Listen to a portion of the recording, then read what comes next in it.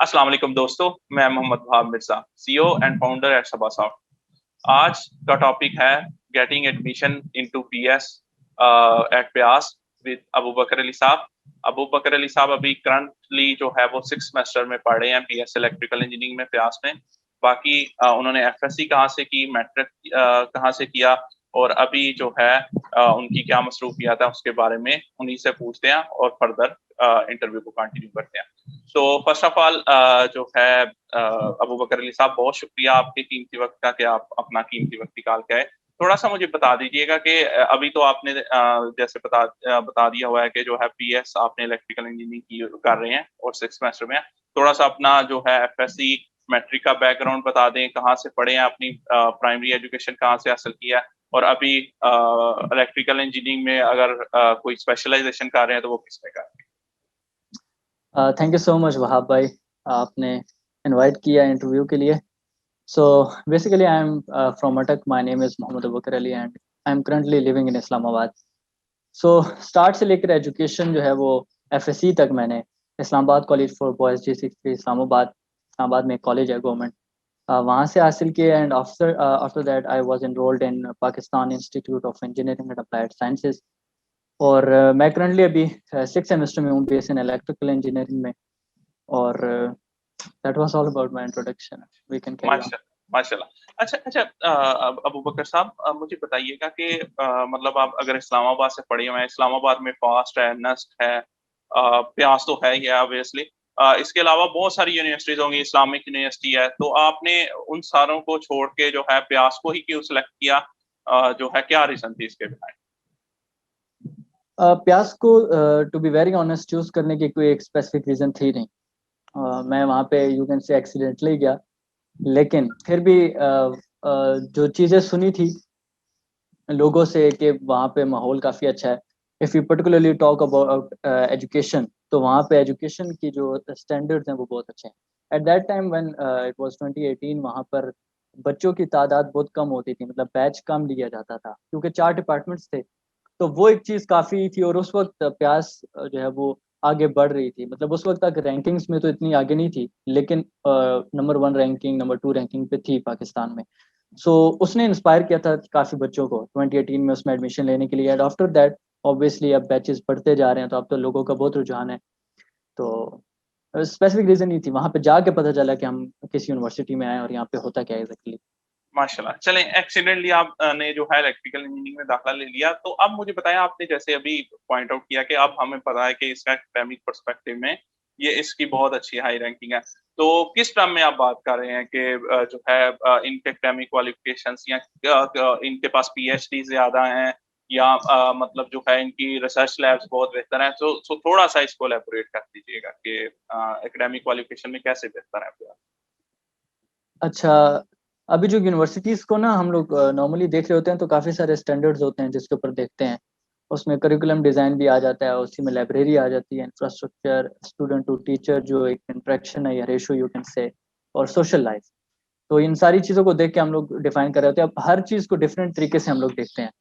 जो यूनिवर्सिटी है, मैं भी वैसे जो भी लोग देख रहे हैं, अगर वो if they are particularly watching it for प्यास, तो मैं उनसे यही रिक्वेस्ट करूंगा कि जितने भी लोग हैं, स्टूडेंट जो इस स्टेज पे एंट्री टेस्ट देना चाहते हैं रिस्पेक्टिव ऑफ प्यास, नस्ट, फास्ट, उनके साथ ये जरूर शेयर करें। आपको इंशाल्लाह जरूर इससे ये तो सीखने को मिलेगा कि यूनिवर्सिटी को कैसे आपने चूज करना है। देखिए, पहले करिकुलम की बात करते हैं। करिकुलम में बहुत सारी चीजें होती हैं। आप को पता होना चाहिए कि if you are like going to do electrical engineering, तो आपको कम से कम ये तो पता होना कि आपने 8 सेमेस्टर में वहाँ पे करना क्या है, कौन कौन से कोर्सेज पढ़ने हैं। If you are bright student और आप अगर इंटरेस्टेड हैं, तो आपको कम से कम ये आप वेबसाइट्स को गो थ्रू करके ये जरूर देखें कि उनका डिजाइन क्या है। मैं अगर बात करूं प्यास की, तो प्यास एकेडमिक वाइज देखा जाए तो इसके जो ग्रेजुएट्स होते हैं जब कंपनीज में जाते हैं, तो उनकी जो एकेडमिक हवाले से एजुकेशन क्वालिफिकेशन होती है वो उनके अंदर क्वालिटीज़ बड़ी अच्छी होती हैं। बाकी चीज़ें साइड पर हैं। एजुकेशन के हवाले से देखा जाए तो वहाँ पे पीएचडीज बहुत ज़्यादा हैं। आप जब आपका एडमिशन हो जाता है तो पहले दिन जो ओरिएंटेशन डेज होते हैं उसमें वो प्रॉपर बताया जाता है कि कितने पीएचडीज हैं। लेकिन प्यास अल्हम्दुलिल्लाह ये इसके पास ये है कि एक इंस्टीट्यूट है, यहाँ पर बहुत ज़्यादा जो है वो पीएचडी अवेलेबल हैं, डॉक्टर्स हैं, ऐसे लोग वहाँ पे मौजूद है जो वहाँ पे रिसर्च पेपर लिख के वहीं पे प्यास की लाइब्रेरीज में पढ़े होते हैं। फिर मैं लाइब्रेरी की बात करूँ मेरे ख्याल के मुताबिक सबसे मेन चीज़ लाइब्रेरी होती है किसी भी यूनिवर्सिटी में। लाइब्रेरी से ही पता चलता है कि इसकी जो स्टैंडर्ड्स है एजुकेशन के वो कैसे हैं। लाइब्रेरी बहुत अच्छी है, डिजिटल मैनेजमेंट है वहाँ पे आपको मुख्तलिफ प्रोफेसर्स के रिसर्च पेपर्स भी मिल जाते हैं। ये बड़ी एक खुशाइन बात होती है किसी यूनिवर्सिटी के लिए कि उसके जो प्रोफेसर्स हैं वो इंटरनेशनली पब्लिश कर रहे होते हैं पेपर्स को। और स्टैनफोर्ड यूनिवर्सिटी रिसेंटली जो टॉप रिसर्चर्स थे उसमें भी प्यास के प्रोफेसर्स के नाम आए। तो इसी तरह इंफ्रास्ट्रक्चर मेरे ख्याल के मुताबिक स्टैंडर्ड नहीं है, लेकिन आजकल के दौर के मुताबिक जो बच्चों की है वो सोच, उसमें ये चीज़ मैटर कर रही होती है। इफ आई टॉक अबाउट प्यास, तो जितनी भी चीज़ें रिलेटेड हैं एजुकेशन से, जैसे ऑडिटोरियम हो गया, लेक्चर हॉल्स हो गए, लाइब्रेटरीज हो गई, ये सारी की सारी, कंप्यूटर सेंटर हो गया, ये सारी की सारी वेल फर्निश्ड हैं। यहाँ पे टेक्नोलॉजी आपको फुल ऑन फैसिलिटीज सारी प्रोवाइड की जाती हैं। अपार्ट फ्रॉम दैट थोड़ी बहुत जो चीज़ें होती हैं जैसे कैफेटेरिया, बहुत सारी चीज़ें होती हैं, लेकिन फिर भी अगर आप एजुकेशन को जेन में लेकर आ रहे हैं तो फिर ये चीज़ ज़रूर मैटर नहीं करती। स्टूडेंट टू टीचर रेशो, ये एक इम्पॉर्टेंट चीज़ है। अल्हम्दुलिल्लाह पाकिस्तान में जितनी यूनिवर्सिटीज़ हैं, ये वाहिद यूनिवर्सिटी है जिसमें फैकल्टीज बहुत ज़्यादा है as compare to all the universities, और स्टूडेंट्स बहुत कम है। बड़े कोई क्रीम किस्म के बच्चे उठाए जा रहे होते हैं पाकिस्तान में से, और थोड़े बच्चे होते हैं। हमारी बारी कोई 150 के करीब बच्चे थे जब हम 2018 में हमारा बैच आया, चारों डिपार्टमेंट मिला के। तो अभी 6 डिपार्टमेंट हुए तो फिर भी 250 इसी तरह हो गए हैं। लेकिन फिर भी फैकल्टी का जो स्टूडेंट के साथ जो ताल्लुक है वो काफ़ी अच्छा है। अब इसका मतलब ये नहीं, क्योंकि नेलोर में नॉर्मली वही प्रोफेसर नेलोर में ही रह रहे होते हैं, ये इसी एम्प्लॉयज होते हैं। तो अब ये नहीं कि कोई प्यास जाए तो क्या जी वो बकर भाई ने बताया था तो सारे घर पहुंच जाए उनके। अब मकसद ये कहने का, अगर आपको इमरजेंसी में कोई बहुत ज़रूरत पड़ गई है तो आप you can like contact with them, visit कर सकते हैं उनको, ऑफिस में कर सकते हैं, कोई इशू उनको नहीं होता। सोशल लाइफ, ये एक सबसे इम्पोर्टेंट सवाल है, और सारे बच्चे आएंगे भी इस वजह से। एफएससी में ना मसला ये है, हमें प्रोग्राम किया जाता है कि भाई मैट्रिक में कहते हैं 2 साल आप पढ़ो, आगे ऐश है। एफएससी में जाते हैं कहते हैं 2 साल पढ़ो, आगे ऐश है। जब यूनिवर्सिटी में जाते हैं तो आपको समझ आती है भाई हमारे से तो प्रैंक हो गया, अभी तो 4 साल शुरू हुए। तो ये चीज़ आप जेहन से निकाल दें। अगर आप एफएससी वाले हैं ना, तो आप तो सोच रहे होंगे हम जब जाएंगे यूनिवर्सिटी में तो पढ़ाई तो होगी नहीं वहाँ पे तो शुगल मिला होगा। ये चीज़ अगर आप सोच के आ रहे हैं तो फिर आप कोई और यूनिवर्सिटी चूज कर लें। लेकिन अगर आप ये एक सोशल लाइफ बैलेंस किस्म की हो, एक सोशल लाइफ यहाँ पे अच्छी है, उसकी वजह यह है कि यहाँ पे हॉस्टल्स हैं, सारे बच्चे मुख्तलिफ इलाकों से आ रहे होते हैं और वहाँ पर रह रहे होते हैं, बहुत कम लोकल्स होते हैं। तो आफ्टर 4 PM जब सारी टेंशन खत्म हो जाती है, लैब असाइनमेंट क्विज़ेस सब कुछ खत्म होता है, तो वो एक जो माहौल होता है मैस में जाना और ऐसे बाहर घूमना, वो एक चीज़ यहाँ पे जो सीनियर जूनियर इंटरेक्शन है वो बहुत उम्दा किस्म का है। Apart from that societies obviously Covid की वजह से काफ़ी अभी बैकफुट पे आ गए। तो जैसी कोविड की सिचुएशन से निकलेगी यूनिवर्सिटी तो फिर वो चीज़ें दोबारा रिवाइव हो रही होंगी, सारी चीज़ें रिज्यूम हो रही होंगी। लेकिन फिर वक्त वो अभी रुकी हुई हैं चीज़ें। तो ये चीज़ें थी जो अगर हम किसी यूनिवर्सिटी को देखें, तो आप किसी यूनिवर्सिटी को भी देखें, तो अगर आप इलेक्ट्रिकल इंजीनियरिंग करना चाहते हैं तो ये नहीं कि भाई मुंह उठा के तो पहली प्रायोरिटी रख दी कि भाई इलेक्ट्रिकल करना चाहता हूँ, और आप जब जाओ आपको पता ही ना हो इलेक्ट्रिकल में करवाते क्या है वो। आपको पहली दफा सुनने में आया कि वहाँ पे ये भी पढ़ाते हैं, ये भी पढ़ाते हैं। तो आप ज्यादातर बच्चे जो है वो रख लेते हैं, कोई भी केमिकल इंजीनियरिंग रख लेंगे कि भाई मुझे केमिस्ट्री बड़ी पसंद थी, और उनको जाके पता चलता है सेमेस्टर में एक गिन के उससे रिलेटेड कोर्स होगा, बाकी सारे वही होंगे जो छोड़ के आया हुआ है। तो ये चीज देखने की जरूरत है जो नॉर्मली हम मिस्टेक कर रहे हैं। माशाल्लाह माशाल्लाह, आपने जो है लाइफ एट ब्यास को बड़ा अच्छी तरह सम अप कर दिया। अच्छा, थोड़ा सा आते हैं टेस्टिंग मेथोडोलॉजी की तरफ। मुझे बताइएगा कि क्या नाम है, आपने बताया है इसमें एक तो जब टेस्ट होता है मतलब इलेक्ट्रिकल इंजीनियरिंग का आया अलहदा होता है, या सारे जैसे 4 डिपार्टमेंट्स हैं उनका सेम टेस्ट होता है, और उसमें कौन-कौन से सब्जेक्ट्स मेनली इंक्लूडेड होते हैं जो टेस्ट होता है इसका? जो प्यास का टेस्ट होता है ये दो किस्म के टेस्ट होते हैं, एक केमिस्ट्री होता है और एक कंप्यूटर साइंस होता है। कुछ बच्चे आईसीएस के आ रहे होते हैं, वो like they are eligible to apply, तो वो केमिस्ट्री नहीं पढ़ते, तो उनके लिए कंप्यूटर साइंस होता है।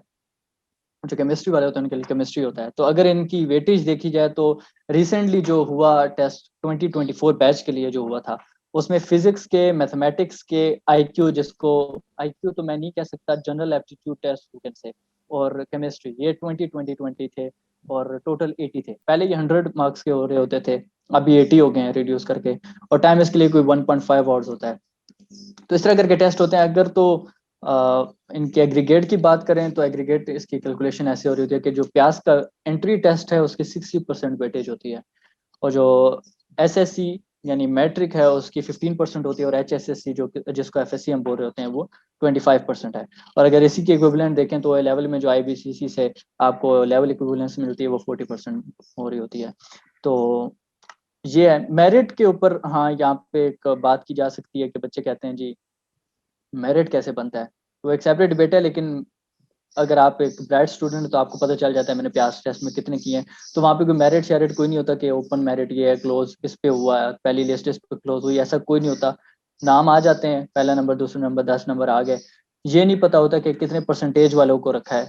तो ये आपका अपना ही होता है कि भाई आपने अंदाजा कर लेना है। आपने अपने आप से प्रिज्यूम करना है कि यार मैंने इतने हम्म, सॉल्व किए थे तो उस हिसाब से। अच्छा, हाँ। थोड़ा सा बताइएगा कि एक बंदा जो अप्लाई करना चाहिए चाहता है उसके हम्म। लिए एक तो एप्लीकेशन फॉर्म कहाँ से मिल सकते हैं जो है, और कहाँ पे जाके अप्लाई करे, मतलब थोड़ा सा इसके बारे में अगर रोशनी डाल। जिसका एप्लीकेशन प्रोसीजर है स्टेप बाय स्टेप, वो ये है कि इसकी जो सबमिशन है वो ऑनलाइन है। हार्ड कॉपी इसकी कोई नहीं आपने सबमिट करवानी होती। ऑनलाइन में इसकी वेबसाइट है, अभी आप नीचे इसको पिन कर दीजिएगा, pyas.edu.pk। ये इसकी वेबसाइट ऑफिशियल, इसके ऊपर आपको तमाम डिटेल्स भी मिल जाती है, जिसको एडमिशन में जाके इसका एप्लीकेशन फॉर्म भी जो है वो मिल जाता है।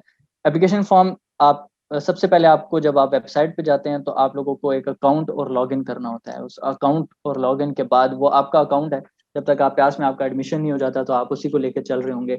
उसके बाद फॉर्म आता है, और जो फॉर्म है उसको आप फिल करते हैं, जो डॉक्यूमेंट्स उन रिक्वायर्ड डॉक्यूमेंट्स हैं उनको स्कैन करके अपलोड करना होता है।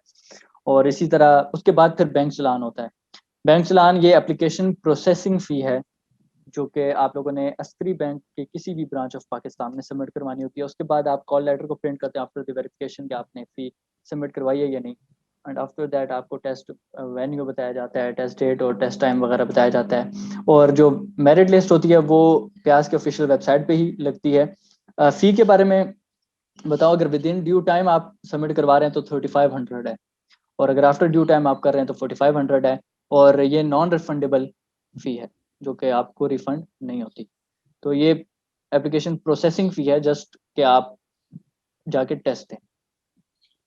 सही सही है। अच्छा, ये तो आपने माशाल्लाह एप्लीकेशन फॉर्म का जो है वो बता दिया। थोड़ा सा बताइएगा कि जैसे आपने कहा कि टेस्ट होता है तो उसमें 20 मार्क्स की परसेंटेज होती है। उसके बाद I once you pass that, उसके बाद कोई इंटरव्यू भी होता है उसके लिए, या जस्ट जो है आपको मेरिट उसकी बेस पे HSSC और SSC को बना के और उसके साथ टेस्टिंग बेसिस पे जो है वो मेरिट क्रिएट कर देते हैं, या उसके अलावा इंटरव्यू भी कोई किया जाता है स्टूडेंट्स का जो एडमिशन? जो BS है ना, BS के जो प्रोग्राम्स हैं अंडर ग्रेड के, उसमें तो इंटरव्यू कोई नहीं होता। जो MS के प्रोग्राम्स हैं जो खासतौर पे फेलोशिप्स के लिए होते हैं, उनके लिए होता है। MS फेलोज जो होते हैं उनके लिए होता है, लेकिन इस स्टेज पे कोई इंटरव्यू नहीं होता। सिर्फ इसी की बेसिस पे आपका जो एग्रीगेट होता है उस पर बन जाता है। अच्छा अच्छा, थोड़ा सा बताइएगा कि एक बंदा है जो टेस्ट की तैयारी करना चाह रहा है, उसको जो है FSC की किताबों को देखना चाहिए, या कोई किताब है जो स्पेसिफिकली पढ़नी चाहिए? थोड़ा सा इस बारे में रोशनी डाल दीजिएगा कि कैसा कोर्स कंटेंट होता है जो टेस्टिंग के दौरान जो है वो आ रहा होता है। अच्छा, वैसे एक चीज मिस होगी, मैं बता देता हूँ, नेगेटिव मार्किंग नहीं होती। हाँ, ये मैं एक पॉइंट करना चाह रहा था। हाँ, आपने जो अभी क्वेश्चन किया है इसके बारे में, देखिए मुझसे अगर कोई बात पूछेगा ये ना कि टेस्ट की तैयारी कैसे करूं, तो मेरा उसको एक जवाब होगा कि अगर आपने FSC खुद की है, अब ये जो खुद की है ये बहुत बड़ा लफ्ज है, ठीक है। ये फेडरल बोर्ड वाली खुद की है नहीं होती, वो जो जिसमें ना टीचर कहते हैं ये भी इंपॉर्टेंट है, ये भी, उसमें आधी आधा तो वैसे ही वो साइड पे हो जाता है। माशाल्लाह स्मार्ट स्टडी के चक्कर में हम माशाल्लाह आधी बुक तो वैसे ही छोड़ देते हैं। हाँ जी। यूनिवर्सिटी में आते हैं तो वही चीजें हमें उन्होंने आगे पढ़ानी होती हैं। तो ये मैं अभी आपको वैसे बच्चों को ये भी बता रहा हूँ कि वो पीछे से पढ़ के भी आए, यहाँ पे आपको आपको पढ़नी पड़ेगी। तो ये है कि FSC अगर खुद की है, कॉन्सेप्ट्स आपको क्लियर हैं, इस हवाले से OA लेवल्स वाले बड़े अच्छे होते हैं कि उनके कॉन्सेप्ट्स कम से कम क्लियर होते हैं। तो हम जो FSC वाले होते हैं, हम तो माशाल्लाह से न्यूमेरिकल होता है, अगर फिजिक्स की एंड में तो हमने वो रट के जाना होता है। तो वो अगर उसके अलावा कोई आ जाए हमारे पसीने छूट जाएंगे वहाँ पे, ठीक है। जबकि कैम्ब्रिज वाले जितने बच्चे हैं उनको कम से कम ये जरूर पता होता है कि ये चीज़ अगर ऐसे है तो उसको कैसे एनालाइज करना है। तो ये बच्चे हमारे इसलिए मार खा जाते हैं FSC वाले। तो ये मैं जरूर बताऊंगा कि आप लोग FSC खुद करें। हाँ, अगर कोई मुझे कहते हैं कि बुक, तो मैं एक ही चीज सजेस्ट करूंगा कि जो UAT का टेस्ट होता है ECAT का, वो वाहिद मेरे ख्याल में टेस्ट है जो तकरीबन सारी चीजें बुक्स को कवर कर रहा होता है। तो आपको अगर एनईटी की भी तैयारी करनी है, प्यास के टेस्ट की तैयारी करनी है, किसी की भी करनी है ना, तो आप ई कैट की तैयारी कर लें, आप उस बुक को एक दफा गो थ्रू कर लें। आपको बस अंदाजा होना चाहिए अकेडमीज और जो जैसे किप्स हो गई और साइंटाविजन होगी, इसमें आप जाते हैं तो वो भी आपको कोई मतलब चिराग नहीं पकड़ा देंगे लादीन का, बस आपको उन्होंने बस एक रास्ता दिखाना है, आपने उसको फॉलो करना है, पेपर आपने खुद ही करने जाके। तो अगर आपको पहले से खुद पता है तो इतनी कोई बड़ी बात है नहीं। अच्छा, एक और बात, प्यास के टेस्ट के हवाले से बात हो रही है, मैं एक दो तीन चीजें कहूंगा, जी जी आपको मैं रास्ता दिखा दूंगा कि कम से कम टेस्ट आपने करना कैसे है। जी देखें, जी जी जी जी जब आप प्यास का टेस्ट देते हैं या किसी चीज का भी टेस्ट है ना, तो वहाँ पे थोड़ा सा ना कॉमन सेंस भी यूज करनी होती है। अब एक बंदे में कॉमन सेंस की कमी है ना, तो वो तो बड़ा मसला खराब हो जाता है। कॉमन सेंस से मुराद ये है कि आप फॉर एग्जांपल जरूरी नहीं है कि आप हर चीज को बैठ के सॉल्व करो, पूरे 500 स्टेप्स करके पूरे घंटे बाद सोल्यूशन निकालो और फिर एक आंसर करो। देखिए, मकसद उनका ये होता है कि वो आपके छोटा सा सवाल में एग्जाम्पल आपको दे देता हूँ, force is equals to mass into acceleration होता है, ठीक है। अब मैस और एक्सेलरेशन उन्होंने इतनी बड़ी दी हुई है, ऑब्वियसली दोनों मल्टीप्लाई करके फोर्स भी एक बहुत बड़ी आएगी। अब उन्होंने सारी वैल्यूज छोटी दी है, एक ही बड़ी दी है। अब वहां पे आप कहें नहीं, मैं जो कैलकुलेट करके ही लिखूंगा। अब आप अपने आपका दिमाग है या तो खराब है, ठीक है। तो मकसद ये है कि जब आपको इंस्पेक्शन से पता चल रहा है, देखते साथ ही कि भाई ये तीन तो नहीं हो सकते, इतनी छोटी तो आंसर आ ही नहीं सकता, तो फिर यहाँ पे आप कहोगे कि यहाँ पे आपने 40 सेकंड बचा लिए अपने। तो वहां पे यही करना होता है। वहां पे बच्चे जो है वो कहते हैं नहीं भाई, ये एंट्री टेस्ट में है, कोई तो गड़बड़ है, कोई तो इसमें ट्रिक है, कोई तो इतना आसान तो आ नहीं सकता। इस चक्कर में वो बड़े गलत हो जाते हैं। तो ये एक चीज है। तो थोड़ा सा कॉमन सेंस वहां पे यूज करो तो काफी सारे ना सॉल्व हो जाते हैं। बहुत कम ऐसे होते हैं जो आपके बहुत तंग करते हैं, वो भी हो जाते हैं अगर आप जो है वो इजी बिजी होके करें तो। अच्छा, सही है। इसके अलावा आप आपने कहा था दो तीन पॉइंट्स मजीद कुछ बताना चाह रहे हैं टेस्टिंग? हाँ, टेस्ट के हवाले से देखिए, मैं सजेशंस वो तो बड़ी फिर स्पेसिफिक हो जाएंगी, तो काफी लंबी नहीं, हो जाएगी जस्ट बात। अगर मैं जेनेरिक नॉर्मली है, अदरवाइज हम इसको नेक्स्ट किसी वीडियो लेक्चर में भी कवर कर सकते हैं। अगर कोई स्पेसिफिक, जैसे आपने ये कॉमन सेंस की या बात की, या कोई और जो जो आपको लग रहा हो कि ये प्यास में बड़ी ये चीज को देख रहे होते हैं टेस्ट के दौरान, जो है ना, जो कि बच्चे इग्नोर कर जाते हैं ड्यूरिंग टेस्टिंग। नहीं, प्यास के टेस्ट में नहीं होती, जो भी एंट्री टेस्ट होते हैं ना, वो तकरीबन सारी एक चीज को फॉलो करते हैं। मतलब वो इस चीज को फॉलो कर रहे होते हैं कि अब आप ऑब्वियसली अगर उन्होंने आपको एक, अगर एनईटी की एग्जांपल है तो आपको एक एमसीक्यू के लिए अगर 40 सेकंड मिलते हैं, ठीक है, एवरेज देखा जाए, तो वो ऐसा तो नहीं देंगे जो 5-10 मिनट में सॉल्व हो। जी जी ऑब्वियसली वो वही देंगे 40 सेकंड में, हो भी सकता हो। तो ठीक है। बहुत सारे तो ऐसे होते हैं कि जो आपसे 2-3 सेकंड में हो जाते हैं, 10 सेकंड में हो जाते हैं मैक्सिमम। मैं एग्जांपल आपको देता हूँ, अगर कोई एफएससी में से इंजीनियरिंग बैकग्राउंड का बच्चा है ना, उसको ये चीज समझ आ जाएगी। मैं जस्ट आपको टेस्ट एक देने के लिए ये आपको मैं बताने लगा हूँ कि फॉर एग्जांपल आप लोगों को क्वेश्चन आ गया और आप लोगों ने इंटीग्रेशन पढ़ी हुई है, तो क्वेश्चन रूल आप लोगों ने पढ़ा है कि नीचे अगर एक फंक्शन हो, ऊपर उसका डेरिवेटिव हो, तो उसका इंटीग्रल असल में नेचुरल लॉग ऑफ डिनोमिनेटर होता है, ठीक है। आप लोगों ने ये पढ़ा हुआ है। अब वहां पे आपके पास अगर मेरे पास बोर्ड और मार्कर होता तो मैं आपको बताता। फॉर एग्जांपल इंटीग्रल आया हुआ था और डिनोमिनेटर में उसने बहुत बड़ी टर्म लिखी हुई, इंटीग्रल, इंटीग्रल डिनोमिनेटर की बात कर रहा हूँ, उसमें integral sine x cos x ten x सारी सारी ना ट्रिग्नोमेट्रिक उसने जितनी है सारी मल्टीप्लाई कर दी है, और ऊपर उसने इंटीग्रल हटा के लिख दिया है साइन एक्स कॉस एक्स सारा कुछ। अब आप कहो यार वो इतना बड़ा सवाल, ये तो मुझसे नहीं होगा। अब एक इंसान जो है जिसने इंटीग्रेशन का क्वेश्चन रूल पढ़ा है, उसको देखते साफ पता चल रहा है कि नीचे इंटीग्रल के साथ आया है, उसका डेरिवेटिव लो, इंटीग्रल हट गया तो ऊपर उसका डेरिवेटिव लिखा है, मतलब निचले वाले का नेचुरल लॉग लिखना है, सिंपल। बिल्कुल। इतनी बेसिक लेवल की चीजें होती हैं और बच्चे समझते हैं यार इतना बड़ा तो मैं 10 मिनट में मैं कैसे सॉल्व करूँ, ये तो इतना बड़ा सवाल है। वहां पे ये गड़बड़ होती है बच्चों से। इसकी एक और एग्जांपल है कि हम लोग वो पढ़ रहे होते हैं ना कि साइन और कॉस के जब एंगल ऐड होते हैं तो आंसर सेम ही आता है, 90 डिग्री अगर बन जाए, ठीक है। तो ट्रिग्नोमेट्रिक आइडेंटिटीज लग रही होती हैं, तो वहां पे अगर सवाल आ जाए कि sine square 30 plus sine square 60 ये किसके इक्वल है, तो ये तो मैंने वो एंगल बता दी जिसके एंगल की वैल्यूज आपको पता होती हैं। तो आप कहो यार ये तो बड़ी गड़बड़ होगी, मैं कैसे कैलकुलेट करूँ, तो फिर आप लगे रहते हैं कैलकुलेट करने। आपको पता है साइन 60 कॉस 30 के इक्वल होता है, तो sine square 30 plus cos square 30 बन जाएगा, सिंपली वन है आइडेंटिटी आपके पास। तो इस तरह की चीजें होती हैं। मतलब बेसिक चीजें होती हैं, लोग ज्यादा एक्स्ट्रा सीरियस ले लेते हैं, उतनी सीरियस हम्म लेने वाली बात नहीं होती है। एक मतलब क्वेश्चन यूजुअल फॉर्मेट में पूछा होता है जो है, लेकिन लेकिन मुझे मुझे लग रहा है कि इसके पीछे ना थोड़ा सा हाइप जो है ना, वो एकेडमीज ने या लोगों ने क्रिएट की होती है कि भाई उसका तो बड़ा ही एक्स्ट्रा कंसेप्चुअलाइज होता है, उसमें तो पता ही नहीं चलता है, तो वो इस वजह से बच्चे शायद उधर जाके भी चीजों को जरा ज्यादा ही सीरियसली ले पाते हैं कि जो है ना शायद पता नहीं क्या इसमें जो है ना ये इतना आसान क्यों आ गया, मतलब लोग इसी असम्पशन में जो है ना सवाल गलत कर आते हैं कि जो है ना ये इतना आसान सवाल क्यों आ गया। ठीक है, डन हो गया। अच्छा चले, हॉस्टल अवेलेबिलिटी का तो आपने मुझे ऑलरेडी बता दिया कि माशाल्लाह बड़ा अच्छा अवेलेबल है, और जो है ना सीनियर जूनियर्स का बड़ा आपस में कोऑर्डिनेशन है। थोड़ा सा मुझे बताइएगा। हॉस्टल की जी जी जी जी। मैं एक हॉस्टल के बारे में बताना चाहता हूँ कि हॉस्टल्स किस तरह है वहाँ पे। वहाँ पे सेट्स हैं 4 हॉस्टल्स के। एक सेट है ए बी ई हॉस्टल उसको कहते हैं, उसका मेस अलग है। इसी तरह CD हॉस्टल, इसका मेस अलग है। और इसी तरह HJ हॉस्टल, उसका मेस अलग है। और इसी तरह G हॉस्टल जो कि गर्ल्स के लिए डेडिकेटेड है, उसका मेस अलग है। तो जो गर्ल्स का हॉस्टल है वो प्यास की बाउंड्री के बाहर है, बिलोर में। और जो बाकी हैं वो सारे विद इन प्यास हैं। तो हॉस्टल्स वहाँ पे अवेलेबल है, काफ़ी अच्छे हैं। मेरे ख्याल के मुताबिक इस जो फी है उसके अंदर बहुत अच्छे हॉस्टल्स हैं प्यास के। माशा माशा माशा।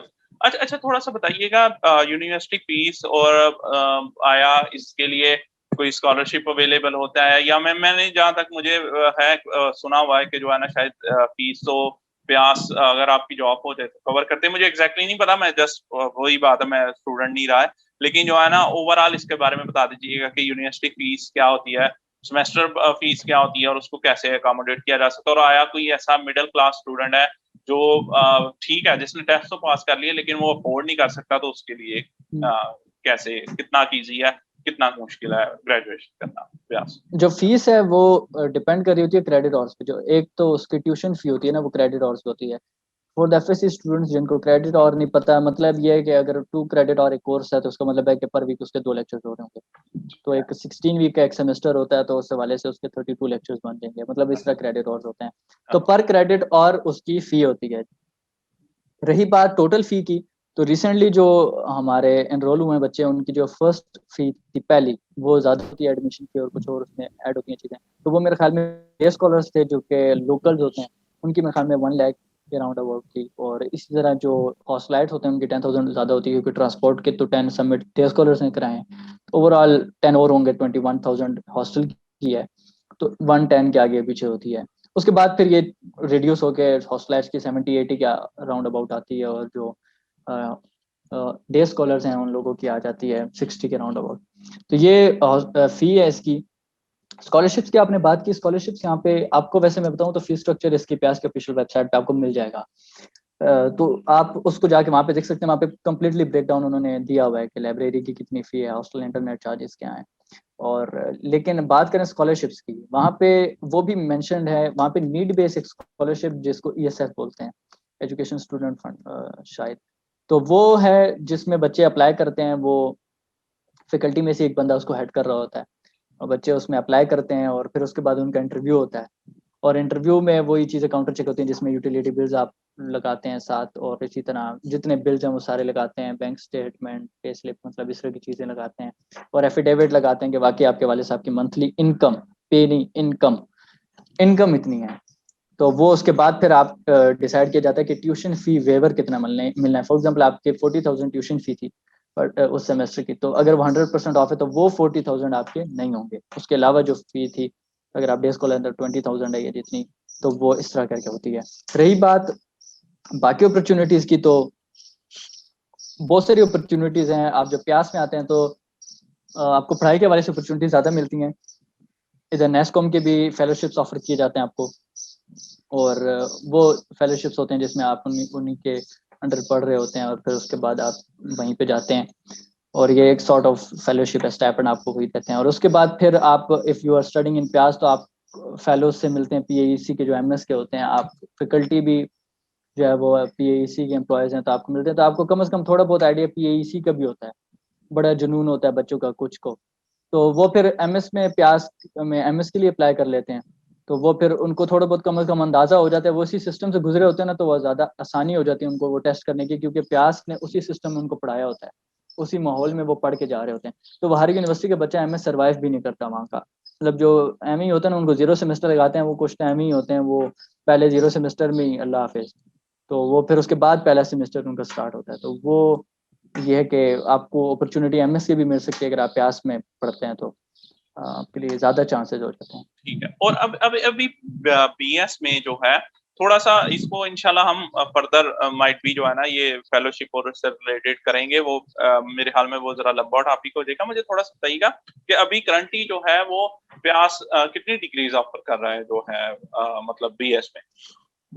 जो अंडर ग्रेड प्रोग्राम्स उसमें फिल वक्त जो है वो 6 डिग्रीज ऑफर हो रही हैं। इलेक्ट्रिकल इंजीनियरिंग है, मैकेनिकल इंजीनियरिंग है, कंप्यूटर एंड इंफॉर्मेशन साइंसेस है। ये तीनों काफ़ी पुराने पुराने डिपार्टमेंट्स हैं। उसके बाद फिर फिजिक्स एंड अप्लाइड मैथमेटिक्स है, केमिकल इंजीनियरिंग है, और उसके साथ है मेटलर्जी एंड मटेरियल इंजीनियरिंग। तो ये तीन जो है वो न्यू है। फिजिक्स को तो इन्होंने इंट्रोड्यूस किया था 2018 में, हमारी दफ़ा पहला बैच था। और उसके बाद केमिकल और मेटलर्जी वाला जो डिपार्टमेंट था ये इन्होंने इंट्रोड्यूस किया 2019 में। तो अभी इसको सेकंड बैच आया है 2024 जो है। तो ये 6 फिलहाल जो है डिपार्टमेंट। अभी सुनने में तो आ रहा था कि शायद कोई और भी ऑफर करें, लेकिन फिलहाल अभी 6 ही चल रहे हैं। ठीक है। और इन इन सारी डिग्रीज का ड्यूरेशन जो है वो 4 इयर्स है, मतलब हाँ, ये 4 इयर्स है, समझ 8 सेमेस्टर। सेमेस्टर वाइज 8 सेमेस्टर्स होते हैं, जिनमें से आखिरी 2 सेमेस्टर्स होते हैं ऑब्वियसली। इंजीनियरिंग है तो ये प्रैक्टिकल नेचर की फील्ड्स हैं, तो obviously the last 2 semesters are dedicated to final year project, और उसमें साथ कुछ कोर्सेज होते हैं, लेकिन particularly like we are focusing on final year project, और उसमें काफ़ी सारी चीज़ें होती हैं। पूरा जो एक डिग्री का एक एक्सट्रैक्शन होती है उसी में होती है, एफआईपी में। अच्छा अच्छा, थोड़ा सा बताइएगा कि किस तरह के स्टूडेंट्स जो है उन वो जो है वो प्रयास में आके एक्सेल कर पाते हैं, और किस तरह के स्टूडेंट्स ऐसे हैं जिनके लिए मुश्किल होती है, रिलेटिवली प्रॉब्लम होती है जो है आफ्टर कमिंग टू प्रयास जो है टू जो है achieve excellency through the academics. थोड़ा सा इस बारे में बताएं। अच्छा, इसको मैं ऐसे आंसर करूंगा कि it's all in your mind कि आप किसी चीज़ को एक्सेप्ट करते हो ऐसे या नहीं। इसके एग्जांपल ऐसे है कि अब अगर आप नहीं पढ़ना चाहते तो आपको आके आइंस्टाइन भी पढ़ाते तो आपने तो कहना है कि नहीं मैंने नहीं पढ़ना। अगर आप पढ़ना चाहते हो तो मे बी आप किसी बंदे की किसी हरकत से कुछ चीज़ एक्सेप्ट करके समझ जाओ। तो बात ये है कि आप किस चीज़ को कैसे देखते हो ये आपके ऊपर डिपेंड करता है। आप प्यास में आके अब आपको आप कहते हो मैं नस चला जाऊंगा, नस जाके जो है वो आप बड़ी अच्छा माहौल है वहाँ पे, लेकिन आप कहो नहीं मुझे नहीं पसंद, तो अब आपका कोई ओपिनियन चेंज तो कर नहीं सकता।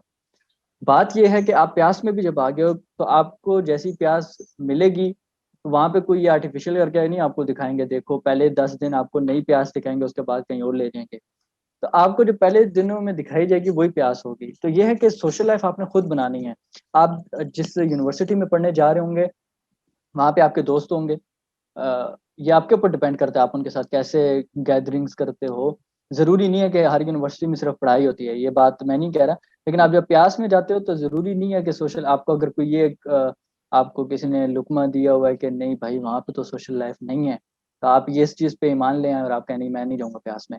तो आपने अगर अपने फ्यूचर को भी देखना है कि हाँ मैं अपने फ्यूचर में जाके कुछ बनूँ भी, और साथ साथ सोशल लाइफ आपको खुद सोशल लाइफ बनानी आनी चाहिए, कोई मसला नहीं होता। बच्चे आ जाते हैं, आके तो जब वो देखते हैं तो उनकी एक्सपेक्टेशंस ये होती हैं जब हम जाएंगे ना तो वो लोग कहेंगे कि भाई किताबें तो हम फाड़ते हैं, आओ पार्टी करें।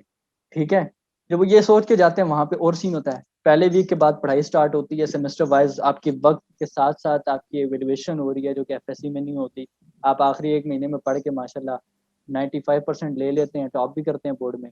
वहां पे ये नहीं होता, असाइनमेंट मिली है उसकी ग्रेड आपको मिलेंगे, आपके मिड टर्म जो होंगे उसकी अलग से ग्रेडिंग होगी। वो बच्चे फिर पहले सेमेस्टर के बाद ना या तो भाग जाते हैं, वो रास्ता तलाश करते हैं यार मैं कहीं और चला जाऊँ, तो वो सरवाइव नहीं कर सकते। तो आपको पहले से पता होना चाहिए सेमेस्टर सिस्टम में कैसे सरवाइव करना है, पढ़ना कैसे है। स्मार्ट स्टडी होती है, ज़रूरी नहीं है कि आप पूरा दिन ही पढ़ते रहेंगे तो आप वहाँ पे जा सकते हैं। थोड़ा बहुत पढ़ के जो वो आपको साथ साथ पढ़ के और साथ ये सोशल लाइफ बहुत अच्छी है।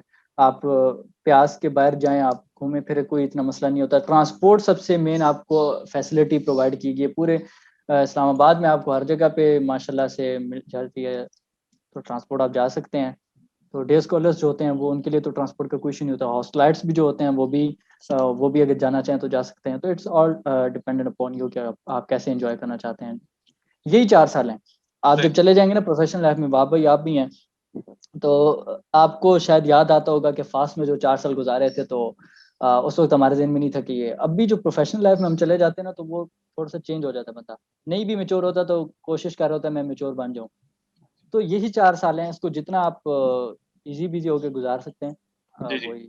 बिल्कुल बिल्कुल। और अभी आपके साथ एक और प्रैंक होने जा रहा है, वो ये कि प्रैक्टिकल लाइफ में जाएं तो जो है ना वो बड़ी हाँ। इजी है वो इंशाल्लाह अभी आने वाला है। वो भी लेकिन है। लेकिन फिर वही बात है कि it's all in the head के बंदा चीजों को कितना जो है वो सीरियसली लेके चलता है। जो कर रहे होते हैं, जो रेगुलर बेसिस पे चीजें कर रहे होते हैं, उनके लिए मसला नहीं आता है। जो इसी तरह जैसे आपने कहा एफएससी में कि भाई ये मतलब शायद एफएससी तक चूंकि वो क्वेश्चंस का पता होता था कि ये इंपॉर्टेंट है, ये आने हैं, तो वो इस वजह से आप बच जाते हैं, उस फेज से गुजर जाते हैं। लेकिन ना प्रैक्टिकल लाइफ में जो है, बल्कि अच्छा करता है कि प्यास आपको ऑलरेडी रेडी कर देता है। प्रैक्टिकल लाइफ में कभी ऐसा नहीं होता। मुझे याद है कि जब हम फास्ट में पढ़ते होते थे तो जो है ना हम बड़ा हैरान होते थे कि यार ये क्वेश्चन जो है ये सरप्राइज क्विज हो जाता है। हम सुबह जाते हैं, जो है ना टीचर कहता है भाई हाँ सरप्राइज क्विज। तो हमने बड़ा सही है। पहले हम बड़ा इस चीज के खिलाफ थे। लेकिन मैंने जब अब मैं सोचता ना, तो मैं सोचता हूँ यार वो सरप्राइज क्विज कुछ भी सरप्राइज नहीं था। लाइफ जैसे सरप्राइज देती है ना कि सुबह उठे और हो सकता है आपने जो मतलब एप्स या गेम्स बना रहे हैं उसका अकाउंट ही बंद हो गया हो। मतलब आप जो सारी आपकी अर्निंग थी लाइफ की, वो जो है ना वो एक झटके में खत्म होगी। तो जो है ना ये सरप्राइजेस बहुत बड़े होते हैं उससे। तो ये है कि वो सरप्राइजेस के लिए रेडी रहना चाहिए। और ये बड़ा अच्छा करते हैं जो ये जो यूनिवर्सिटीज ने अपनी मतलब मेथोडोलॉजी इंट्रोड्यूस करवाई है। हमें तो ऑब्वियसली नहीं था पता, हम एफएससी साइड से आए थे। लेकिन मैं बड़ा अप्रिशिएट करता हूँ, और ऐसा ही होना चाहिए। बच्चों को पता होना चाहिए कि भाई ये इस तरह की कोई चीज नहीं होती कि यही क्वेश्चन आने हैं। या मतलब मुझे याद है कि हमें ये भी होता था कि सेंट्रीपिटल फोर्स का ही क्वेश्चन है ना, उसमें किसी ने ये कर दिया ना कि भाई मुझे पक्का याद है जो है ना फिफ्थ चैप्टर में क्वेश्चन था, वन वन मल्टीप्लाइड बाय 10⁻⁴ उसका आंसर आता था सेंट्रीपिटल फोर्स। तो उन्होंने क्या अच्छा किया, अच्छा। उन्होंने ना क्वेश्चन में ना थोड़ी सी ना वो जो चेंज कर दी, जो है ना टर्म्स जो है वो नंबरिंग जो है वो चेंज कर दी।